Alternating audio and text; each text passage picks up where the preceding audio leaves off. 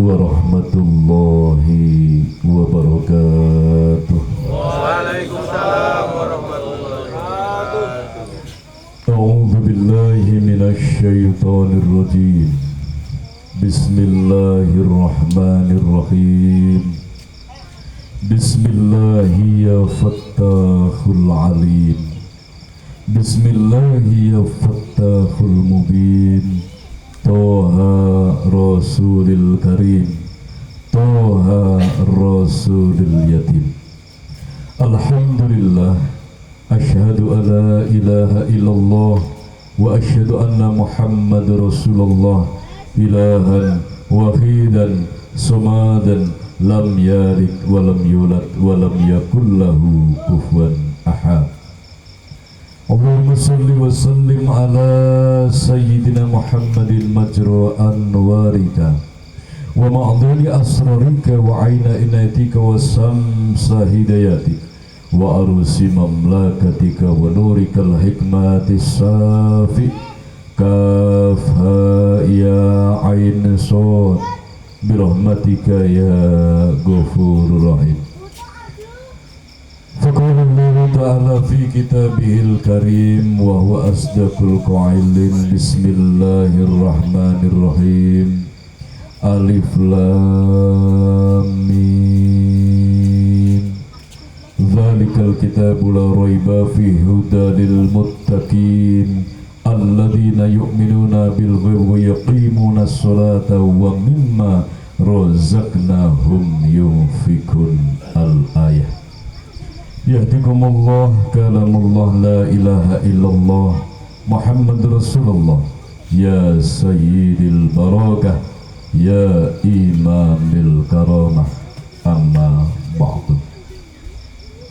Hadratul muhtaramin, para alim, para ulama, para ustadz, para kiai, tokoh agama dan juga tokoh masyarakat yang dimuliakan Allah Subhanahu wa Ta'ala, dan yang kami harapkan doa dan restunya semata-mata demi suksesnya perjuangan dalam menggapai ridho dari Allah Subhanahu wa Ta'ala.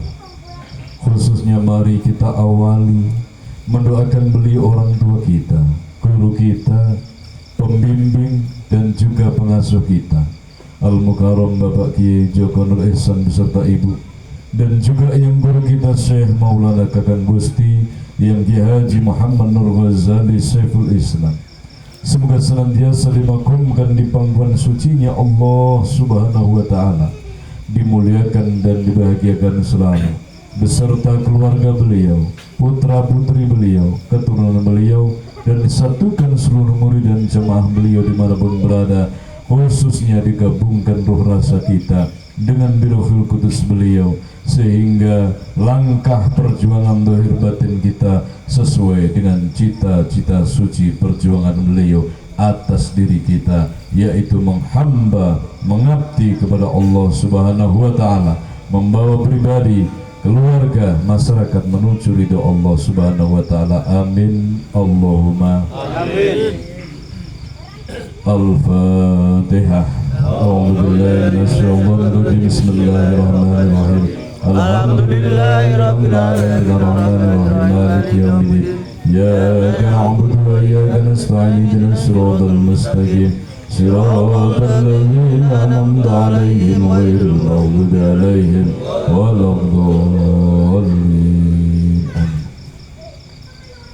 Kepada beliau akhinal kiram Al-Ustadz Bapak Makhali Sarip sekeluarga sebagai koordinator Majelis Taklim At-Tadkir Kaliaran yang ada di Banyuning Selonjari, yang dirahmati dan dimuliakan Allah Subhanahu wa Ta'ala. Hadirin wal hadirat, kaum muslimin wal muslimat, saudara-saudaraku, rekan-rekanku seiman seakidah yang kami cinta dan kami banggakan, rahimakumullah. Pertama dan tentunya yang paling utama kembali di malam ini kita haturkan rasa syukur tasyakur, kita haturkan rasa terima kasih kita kita hadapkan batin kita hadapkan hati kita, ruh dan rasa kita ke haribaan Allah Subhanahu wa Ta'ala. Atas segala belian kasih sayangnya, atas segala kekuatan darinya, atas segala kesempatan dan pertolongannya jualah detik saat ini kita masih mampu bertatap muka, berpandang rasa semata-mata untuk menggapai ridho Allah Subhanahu wa Ta'ala. Maka bagaimana kita mampu menyaksikan dalam hidup ini bahwa kita ini bergerak karena Allah, detak jantung ini dari Allah, tarikan hembusan nafas ini milik Allah, harta benda, ilmu, pangkat, derajat semua adalah kagungane Allah Subhanahu wa Ta'ala. Maka manusia yang beruntung itu yang masih normal ruh dan rasanya. Dia masih mampu menyaksikan Allah di dalam setiap saat dan detiknya, menghidupkan dalam rasanya belian kasih sayang Allah, merasakan bahwa dia dicintai, dikasihi oleh Allah, bahwa gerak zahir batin ini milik Allah Subhanahu wa Ta'ala. Inilah manusia yang masih hidup secara hakiki. Di akhir zaman banyak manusia yang hidupnya adalah hidup kamuflase, hidup yang abal-abal, jasadnya hidup, raganya hidup, ekonominya hidup, keluarganya hidup, tetapi ruh rasanya telah lama tercampakkan, telah lama semaput, telah lama mengalami kematian, sehingga bangun tidur sampai tidur lagi hidupnya copy paste. Apa copy paste? Hidupnya hanya setak, hidupnya offline, bangun tidur, bekerja, makan, minum, istirahat, tidur lagi, bekerja lagi, terus menunggu apa? Sampai dia dijemput oleh malaikat maut. Inna lillahi wa inna ilaihi raji'un. Maka tatkala kematian telah hadir, dia akan betul-betul menyesal. Tidak ada yang dia pakai, tidak ada yang dia bawa untuk kembali kepada Allah. Diberikan kekuatan oleh Allah, diberikan kesempatan oleh Allah, tetapi tidak cerdas dalam mengambil kesempatan yang diberikan oleh Allah. Diberikan harta benda, tapi dia dikuasai oleh ruhnya harta benda, yaitu ruh hubbud dunya, sehingga tidak mampu membawa hartanya menuju Allah Subhanahu wa Ta'ala. Diberikan ilmu, diberikan pangkat derajat, diberikan kekuatan, kekuasaan, kesempatan, tetapi semua sirna seiring waktu yang dipakai dalam kehidupan. Tidak ada yang dibawa oleh kembali kepada Allah Subhanahu wa Ta'ala. Inilah manusia yang rugi serugi-ruginya. Na'udzubillahi min. Manusia yang beruntung, manusia yang cerdas, dia mampu menyaksikan keagungan Allah, mampu merasakan belian kasih sayang Allah. Actionnya mampu membawa pribadi, keluarga, harta benda, ilmu, pangkat, derajat, kekuatan, masyarakat dan lain sebagainya, mampu dibawa untuk kembali ke haribaan Allah Subhanahu wa Ta'ala. Hidupnya merdeka, hidupnya tidak diatur oleh dunia seisinya.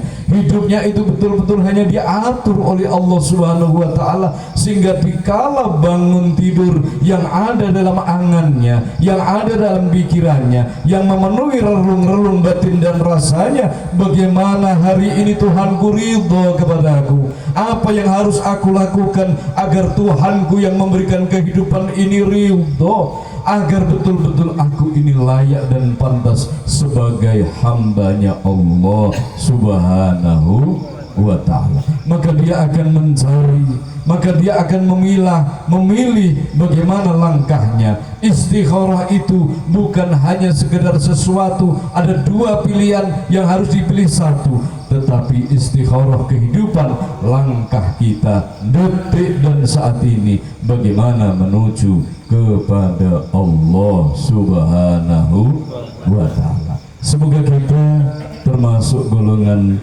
hamba-hamba Allah yang beruntung, yang mampu membawa pribadi, keluarga, masyarakat, seluruh kehidupan kita mampu kita bawa untuk kembali kepada Allah Subhanahu wa ta'ala. Amin Allahumma amin. Saudaraku yang dimuliakan Allah, maka mari kita ikrarkan bersama rasa syukur tasyukur kita kepada Allah di kaulina alhamdulillahi rabbil alamin. Dan semoga kita mampu mempraktekkan apa yang menjadi ruhnya syukur, isinya syukur, yaitu takwa kepada Allah Subhanahu wa ta'ala. Semakin bersyukur, semakin takwa kepada Allah Subhanahu wa ta'ala, semakin mampu mengarahkan hidupnya menuju Allah.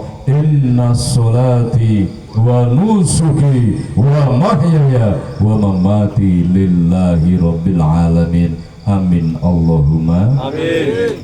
Salawat beserta salam semoga kertat sanjungkan bersama keharibaan baginda Rasul Muhammad sallallahu alaihi wasallam.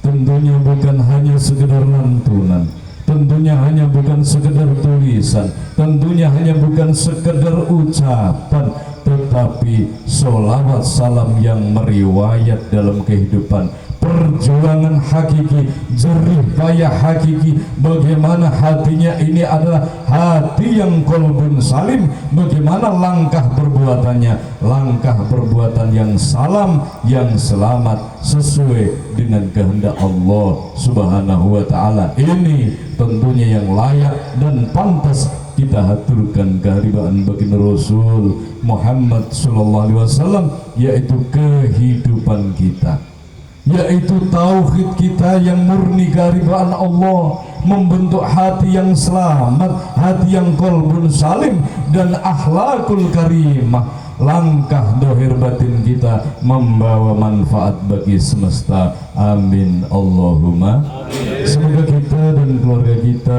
keturunan kita termasuk golongan umat baginda Rasul Muhammad sallallahu alaihi wasallam yang hakiki dan yang setia. Amin Allahumma amin.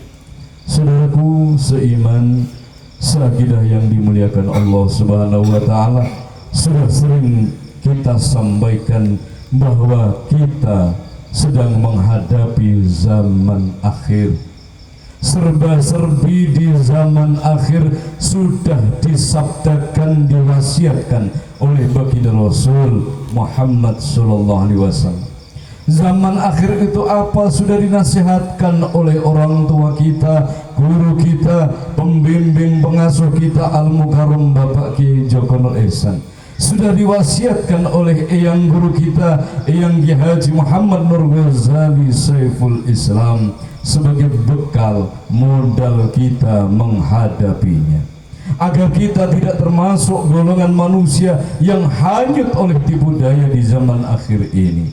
Sudah sering kita sampaikan untuk betul-betul melibatkan Allah Subhanahu wa ta'ala.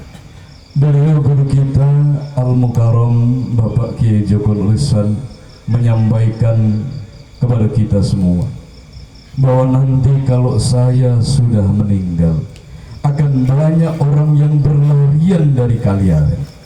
Itu sesuatu yang sangat betul-betul perlu kita waspadai. Setelah beliau meninggal, beliau menyampaikan, setelah aku meninggal akan banyak orang-orang Kaliaren yang akan lari dari Kaliaren. Sampai detik saat ini sudah kurang lebih 17 tahun tidak ada kabar orang-orang Kaliaren atau jamaah kita Kaliaren tidak ngaji, lari, berbalik arah, pindah ke pengajian yang lain. Tidak ada. Alhamdulillah. Itu secara zahiriyah. Tidak ada yang lari pindah guru, nggak ada. Di Kaliaren tidak ada yang lari pindah pengajian, tidak ada. Tetap masih utuh sampai saat ini. Apakah beliau ini salah? Apakah beliau berbohong dengan apa yang diwasiatkan? Tidak. Yang dimaksud akan banyak yang lari dari Kaliaren, bukan dohirnya, bukan jasadnya, bukan gurunya, bukan pengajiannya yang ditinggalkan, tetapi arah perjuangannya yang sudah mulai ditinggalkan. Tetapi amanah perjuangannya yang sudah mulai ditinggalkan. Tetapi wasiat dari guru tentang perjuangan yang sudah mulai dicampakkan, bentuknya, arahnya, pola pikirnya sudah mulai berubah. Na'udzubillah min dzalik. Sudah lari dari kaliaran, jasadnya masih ada, masih dalam keluarga besar majelis taklim, tetapi arahnya sudah beda. Sudah tidak sama dengan cita-cita oleh guru kita. Apa yang didambakan guru kita, dicita-citakan, diarahkan, dinasehatkan, dicontohkan, mulai ditinggalkan, baik secara langsung maupun pelan-pelan. Na'udzubillah min.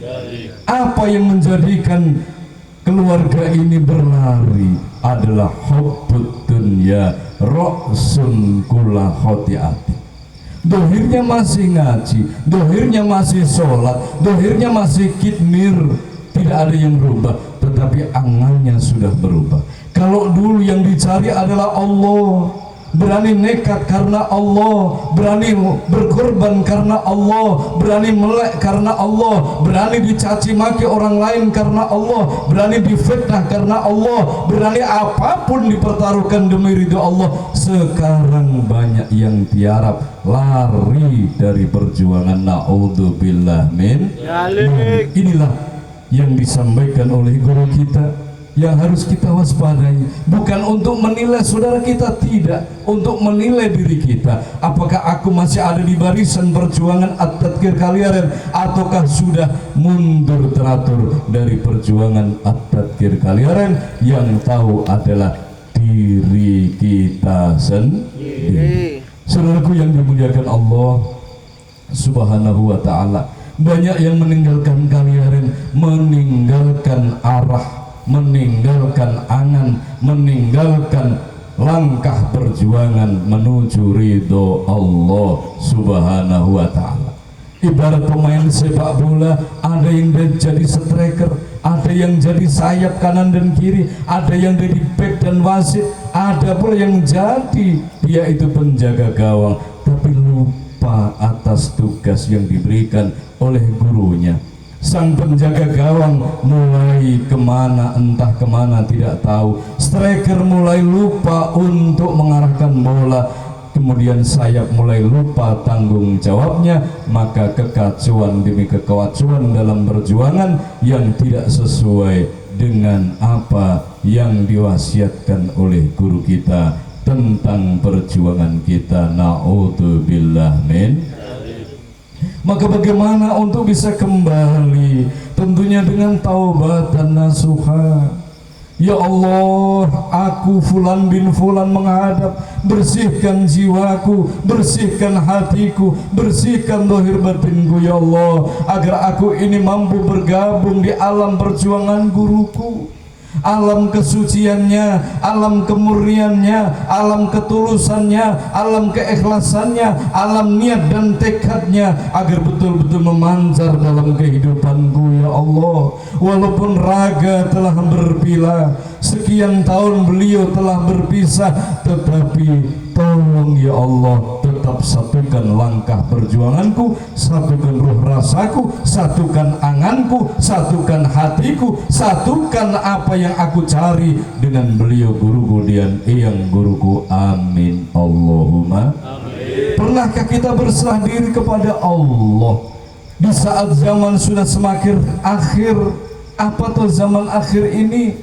Manusia berlomba-lomba mencari kesenangan hidup.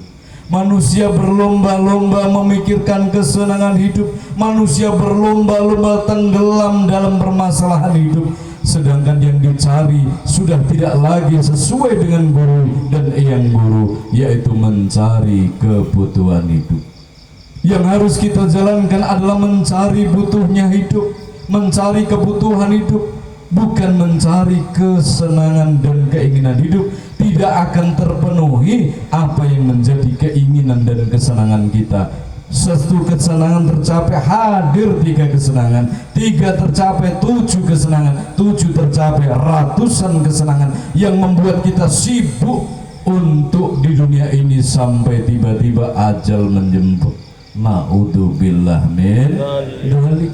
Tidak sadar ternyata dia itu hanya berjibaku di hadapan Allah, nggak ada nilainya. Sesuatu yang remeh-temeh tidak bernilai di hadapan Allah, yang sesuatu itu seperti sangat berharga dalam hidup, tetapi di hadapan Allah tidak bernilai. Ini juga ciri-ciri zaman akhir. Manusia disibukkan, ada yang disibukkan untuk mencari kesenangan, mencari keinginan, ada yang disibukkan untuk memikirkan masalah yang sesuatu yang diharapkan tapi tidak hadir, sesuatu yang tidak diharapkan tapi hadir. Na'udzubillah min dzalik. Lupa, lari dari perjuangannya, lari dari tanggung jawabnya. Sebab apa? Diawali roh rasanya yang sudah tidak mampu menyaksikan tuntunan baginda Rasul Muhammad sallallahu alaihi wasallam. Yang dimuliakan Allah.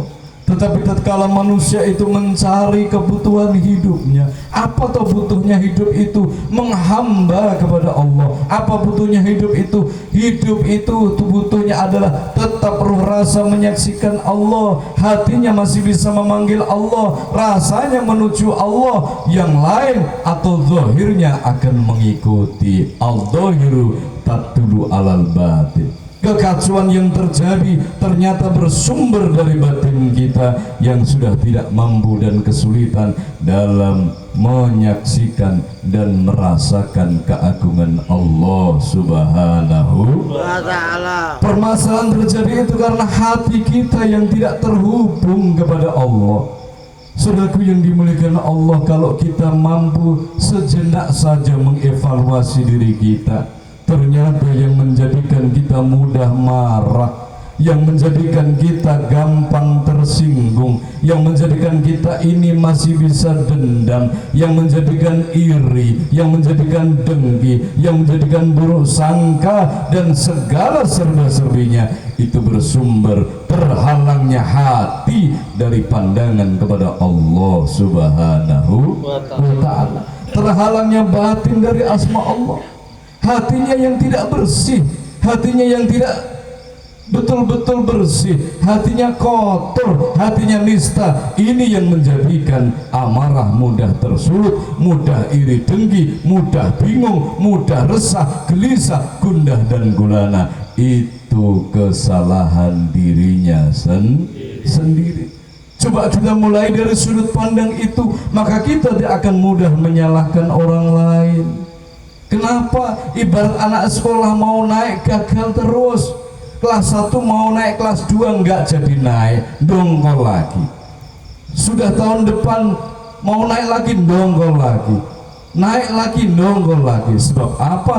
Tidak waspada tentang batinnya, tentang hidupnya di hadapan Allah Subhanahu wa ta'ala. Lalai, tidak eling lan waspada. Sudah disampaikan guru kita, yang guru kita para wali Allah, eling lan waspada. Eling itu adalah zikrullah. Dalam kondisi apapun selalu mengingat Allah. Dengan duduk, berdiri, berjalan, berbaring, lari, selalu ingat Allah. Hadirnya sanjungan, ingat Allah. Hadirnya pujian, ingat Allah. Hadirnya cacian, ingat Allah. Hadirnya gagal panen, ingat Allah. Hadirnya panen melimpah, ingat Allah. Semua menjadikan ingat kepada Allah Subhanahu wa ta'ala. Sebab Allah itu adalah kitab darinya dan sumber kita kembali akan kembali ke hadirat Allah Subhanahu wa ta'ala. Saudaraku yang dimuliakan Allah, ini yang harus diingat. Semua ini akan hilang, dunia seisinya ini akan lepas, semua akan kita tinggalkan. Cuma satu yang tidak akan kita tinggalkan dan tidak akan meninggalkan kita, yaitu Allah Subhanahu wa ta'ala. Kalau kita sudut pandangnya sudah benar, muraqabahnya sudah benar, demikian halnya roh rasanya yang disaksikan sudah benar, yakin ini akan berpengaruh di dalam pengambilan keputusan. Seringkali kita nilainya jeblok, seringkali kita nilainya ini merah, seringkali kita nilainya ini adalah nilai yang salah, sebab salah menjawab pertanyaan munkar nakir. Marbuka, siapa Tuhanmu? Subuh ataukah melengker? Sering salah. Marbuka, siapa Tuhanmu? Lomo atau medit? Sering salah. Marbuka, siapa Tuhanmu? Tidur atau berangkat ngaji? Sering salah. Ini karena apa? Karena lemahnya pandangan batin, lemahnya roh rasa dalam menyaksikan Allah. Dalam bahasa Quran apa? Lemahnya syahadatain. Syahadatnya lemah, cuma ucapannya yang fasih, juara kecamatan tajwidnya, tetapi kosong lompong tanpa isi. Syahadat diucapkan lantang, sholawat diucapkan lantang, tetapi tidak berisi, lemah di dalamnya, tidak ada isinya yang betul-betul menuju kepada Allah Subhanahu wa Ta'ala. Inilah yang terjadi di zaman akhir, bapak-bapak, ibu-ibu yang dimuliakan Allah. Maka mari kita pelihara, kita jaga, kita rawat syahadat kita. Bukan ucapannya. Kalau ucapan anak kita balita pun hafal, anak kita yang SD pun hafal. Bukan ucapan syahadatain, tetapi isi daripada syahadat, kesaksian dan juga perasaan, rasa ning alam, rasa ning Rasul, rasa yang menuju kepada Allah. Urup-urup Rasulullah, mutu-murup ingdatullah, menuju kepada Allah Subhanahu wa Ta'ala. Menyaksikan bahwa hembusan nafas ini adalah dari Allah, menyaksikan bahwa cahaya kehidupan ini milik Allah, menyaksikan kita ini adalah makhluk yang dari Allah, kita milik Allah dan akan kembali kepada Allah Subhanahu wa Ta'ala. Muhammad Rasulullah, kita saksikan apa tentang syahadat Rasul? Muhammad Rasulullah, Muhammad utusan Allah. Saksikan kemanfaatan hidupnya, saksikan keluhuran budi pekertinya, saksikan kesabarannya. Di mana? Dalam pribadi kita sendiri. Sudahkah kita ikhlas seperti ikhlasnya Rasulullah? Sudahkah kita itu sabar mengikuti jejaknya Rasulullah? Maka jejak-jejak tuntun Rasul itu butuh pengorbanan, perjuangan untuk mewujudkannya. Yang menggagalkan adalah nafsu kita sendiri, yang mengajak untuk lari dari perjuangan, lari daripada tanggung jawab, lari daripada kata nurani, mengikuti hawa nafsunya. Bukan butuhin urip yang dicari, tapi senengi urip, keinginan hidup, keinginan urip. Na'udzubillah min. Tidak akan bahagia orang yang mencari keinginan daripada kehidupan ini, orang yang mencari kesenangan daripada hidupnya. Dia akan mengevaluasi terus nikmat-nikmat dari Allah. Dia sudah punya sepeda, karena apa? Kalah merek dengan sepeda tetangganya, maka ada hadir keinginan bagaimana dia memiliki sepeda motor seperti tetangganya. Setelah memiliki, evaluasi lagi, oh belum punya mobil. Setelah punya mobil, oh nilainya lebih baik mobil tetangganya. Terus nggak ada selesainya sampai patok lor kidul, innalillahi wa inna ilaihi rajiun. Dia makan tempe akan mengevaluasi, tetangganya makan ikan, makan daging, evaluasi lagi terus. Hidupnya penuh dengan grundel, hidupnya penuh dengan audit. Yang diaudit adalah keagungan dan kebesaran nikmat dari Allah Subhanahu wa Ta'ala. Banyak manusia yang kualat dalam kehidupannya tapi nggak sadar dia mengaudit Allah di dalam setiap langkahnya. Dia menyaksikan bahwa hidupnya ini masih enak hidup orang lain. Na'udzubillah min dalik. Tapi kalau yang dicari adalah kebutuhan hidup, yang dicari adalah kebutuhan daripada hidup, maka segenap setitik nilai nikmat ini akan disyukurinya. Sabda Allah, firman Allah dalam hadis qudsi, Allah berfirman, barang siapa dengan kenikmatan tidak mampu bersyukur, maka akan aku hadirkan azab agar dia mampu ingat kepadaku. Na'udzubillah min. Maka dengan syukur mari, dengan nikmat mari kita bersyukur. Nikmat ini mari kita gali untuk kita syukuri. Daripada ancaman Allah, sudah diberi nikmat gak bisa bersyukur, maka akan dihadirkan masalah agar dia butuh kepada Allah Subhanahu wa ta'ala. Saudaraku seiman, seakidah yang dimuliakan Allah Subhanahu wa ta'ala, tentunya dalam kehidupan kita dengan serba dan serbinya, sesungguhnya semesta ini, alam hidup kita ini adalah alam perjuangan untuk kembali kepada Allah Subhanahu wa ta'ala. Setiap pribadi akan mempunyai tanggung jawab, mempunyai permasalahan yang mungkin berbeda-beda, tetapi Allah, wujud keadilan Allah rasanya sama. Ada yang punya masalah besok pagi nggak bisa beli beras, masalahnya besok pagi nggak bisa beli uyah atau garam. Ada yang punya beban masalah, dia tidak bisa beli motor, dia tidak bisa beli mobil, dia pengen banget beli helikopter tapi nggak bisa. Itu pun jadi beban permasalahannya. Semua masalah ini bentuknya beda tapi rasanya sama. Dalam orang yang hidup rumahnya besar, duitnya banyak, hartanya melimpah, di situ juga ada penderitaan, ada rasa kekurangan dan lain sebagainya. Di dalam gubuk yang betul-betul sederhana itu pun ada rasa yang sama, bentuknya yang berbeda-beda, tinggal bagaimana kita pandai mensyukuri nikmat dari Allah. Satu, janganlah kita mengaudit, mengevaluasi apa yang telah Allah berikan. Itu takarannya Allah yang tahu. Kewajiban kita berikhtiar, landasannya tawakal, hasil akhir lillahi ta'ala. Dengan bersyukur apa yang diterima akan nikmat hidup ini, hatinya akan tenang, jiwanya akan tentram, rasanya akan jernih sebab bersyukur kepada Allah. Sudahkah kita mensyukuri gerak tangan? Sudahkah kita mensyukuri gerak kaki? Sudahkah kita mensyukuri kita punya pasangan, punya anak? Sudahkah kita mensyukuri kita masih bisa bernafas? Segala nikmat-nikmat Allah ini jalan kembali kepada Allah Subhanahu wa ta'ala. Maka kalau ada manusia yang tidak bisa kembali kepada Allah, bukan salah Allah tapi salah manusia sendiri.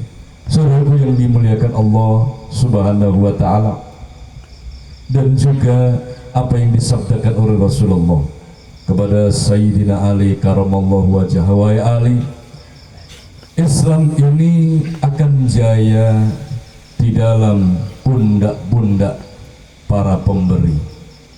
Islam ini akan hancur di dalam pundak-pundak pengharap pemberian. Apa maksudnya?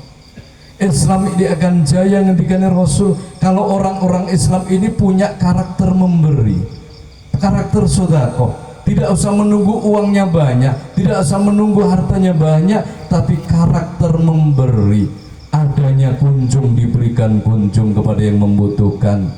Dia tidak segan-segan mendoakan, kitmir tidak untuk dirinya sendiri, dia kitmiri satu RT, dia kitmiri satu RW, dia kitmiri satu desa. Ini karakter memberi. Ada perhatian untuk semesta, ada perhatian untuk orang lain. Maka ngendikane Rasul, Islam itu jaya bukan di tangan orang yang kaya, orang yang banyak harta, tapi orang yang banyak ilmu, tapi orang yang jiwanya ikhlas memberi karena Allah Subhanahu wa ta'ala. Apakah tenaga kita yang ada manfaatnya? Apakah harta kita ada manfaatnya? Apakah ilmu kita, apakah pikiran kita curahkan di jalannya Allah, di jalan perjuangan Rasulullah Muhammad sallallahu alaihi wasallam? Seorang anak yang punya karakter memberi, maka dia akan menjaga orang tuanya, memberikan yang terbaik kepada orang tuanya, menjaga perasaan hati orang tuanya. Bagaimana orang tuaku ini bahagia, maka dia akan berjuang karena jiwanya pemberi. Kalau kebalikannya, seorang anak jiwanya adalah mengharap pemberian orang tua, maka akan terjadi rebutan warisan sesama anak, akan terjadi putus hubungan dengan saudara. Naudzubillah min dzalik. Sesuatu akan diaudit kembali, akan dievaluasi. Kurang ini, kurang itu. Orang tua sudah maksimal memberikan yang terbaik, tapi di mata anak yang karakternya adalah mengharap pemberian, maka orang tua ini nggak ada apa-apanya. Yang diberikan orang tua triliunan regane ngati, gak kroso. Sebab apa? Jiwanya pengharap pemberian, bukan jiwanya pemberi. Di dalam anak yang jiwanya pemberi, dia akan memberikan yang terbaik kepada orang tuanya. Dia akan memberikan yang terbaik, yang menjadikan orang tua bahagia. Suami yang jiwanya jiwa pemberi akan memberikan yang terbaik untuk istrinya, perhatian, doa suci dan lain sebagainya. Tetapi tatkala pengharap pemberian, maka akan menuntut siapapun. Allah saja dituntut, bukan memberi yang terbaik. Bagaimana Allah sebagai Tuhanku ini ridho, bagaimana Allah sebagai Tuhanku yang memberikan kehidupan ini ridho, aku harus bagaimana? Tapi mengaudit, selalu menuntut kepada Allah Subhanahu wa ta'ala, berawal dari jiwanya yang mengharap pemberian, sampai ditambah dijelaskan oleh Rasulullah bahwa tangan di atas itu lebih baik daripada tangan di bawah, memberi lebih baik daripada menerima, agar betul-betul umat Islam betul-betul mempunyai jiwa memberi, bukan jiwa yang mengharap pemberian, bukan jiwa yang senantiasa mengharap pemberian, tapi yang senantiasa ikhlas memberi apa yang diberikan oleh Allah Subhanahu wa ta'ala, berterima kasih, menerima kasih sayang Allah, mengasihkan kepada semesta perhatian kasih sayang sebagaimana yang Allah berikan kepada kita. Amin Allahumma amin. Hadirin yang dimuliakan Allah Subhanahu wa ta'ala, itu tentunya sebagai bekal kita dalam menghadapi zaman yang sudah semakin tua. Zaman Imam Ghazali, Imam Syafi'i itu tahun berapa? Sudah berabad-abad yang lalu Imam Syafi'i menyampaikan dunia ini sudah tua. Dunia ini seperti wanita tua renta yang sudah keriput dan bongkok jalannya, tapi dia bersolek seperti wanita yang masih perawan. Maka hakikinya dia adalah wanita tua renta yang sudah keriput tapi seperti perawan karena bersolek. Maka hati-hati tentang dunia, apalagi saat ini. Itu dikatakan sekian abad tahun yang lalu. Saat ini dunia semakin menipu, jangan kita tertipu dengan urusan dunia, sehingga Israel ajal kematian datang, tidak ada yang kita mampu bawa untuk kembali kepada Allah Subhanahu wa ta'ala, karena kita sibuk memikirkan yang belum datang, yang diharapkan tapi nggak datang-datang, berharap sesuatu yang nggak datang-datang, kemudian sibuk kita mengurusi sesuatu yang tidak diharapkan tapi datang. Intinya sibuk mengurusi kesenangan dan sibuk mengurusi masalah, berpikir masalah, tenger-tenger sampai tidak bisa bergerak, karena masalah yang hadir ini menjadikan dia tidak bisa bergerak. Katanya, bagaimana saya bisa ngaji, bagaimana saya berjuang, wong saya punya masalah. Bukan masalah yang menjadikan manusia tidak mampu berpikir. Masalah kita lebih besar, masalahnya para rasul, para nabi, para wali. Beliau sukses dalam berzikir, menghamba kepada Allah. Berarti bukan masalah yang menjadikan manusia itu lemah menuju Allah, tapi karakternya sendiri. Karakternya sendiri, mudah menyalahkan orang lain, bersumber dari kotornya hati. Maka orang yang bijak akan senantiasa menjaga hatinya sendiri agar tidak menyalahkan orang lain, agar hatinya tidak mudah marah, agar hatinya tidak mudah benci, agar hatinya tidak mudah salah paham. Hatinya ada satrul imannya, ibarat lampu, ada semprong penjaganya, sehingga angin yang bertiup tidak menjadikan goyang lampu, apalagi padam, sebab ada semprongnya. Kalau hati manusia ada satrul iman, ada rijalullah kitmirullah bersemayam dalam hatinya, maka masalah dunia apapun itu tidak menjadikan dia mundur di dalam menuju Allah Subhanahu wa Ta'ala. Saudaraku yang dimuliakan Allah Subhanahu wa Ta'ala, sekali lagi eling lan waspodo, eling dumatan Allah, waspodo saking tipu dayane iblis, agar kita tidak menyesal, agar tidak getun. Maka kita ini mumpung jembar kalangane, mumpung padang rembulane, mari kita gunakan untuk menyongsong perjuangan baginda Rasul, untuk menyongsong ridho Allah Subhanahu wa Ta'ala fit dunya hatal akhirah, awalan akhiran, zahiran wa batinan, amin Allahumma amin. Al-Fatihah.